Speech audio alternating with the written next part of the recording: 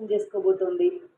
Why not 175 అనేమో CM చెప్తున్నారు. 100% ఈరోజు మీరు చూస్తే జగన్మోహన్ రెడ్డి గారు బస్సు యాత్ర మొదలైన దగ్గర నుంచి ఈరోజు పోతా పోతా పోంగ పెరుగుతూనే పోతుంది, కానీ ఎక్కడ కూడా తగ్గడం లేదు.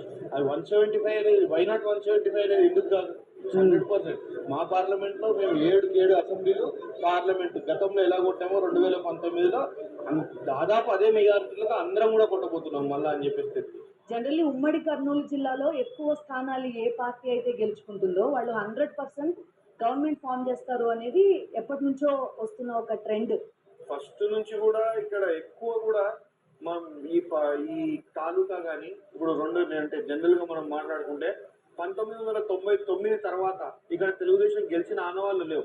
2004లో కాంగ్రెస్ వచ్చింది, 2009లో పీఆర్పీ వచ్చింది, 12లో వైఎస్ఆర్సీపీ వచ్చింది, 14లో వైఎస్ఆర్సీపీ వచ్చింది, 19లో వైఎస్ఆర్సీపీ వచ్చింది, మళ్ళీ 24లో వైఎస్ఆర్సీపీ రాబోతుంది. ఇక్కడ తెలుగుదేశం అప్పటి నుంచి గెలిచిన ఆనవాళ్ళే లేవు ఇక్కడ ఎప్పుడు కూడా.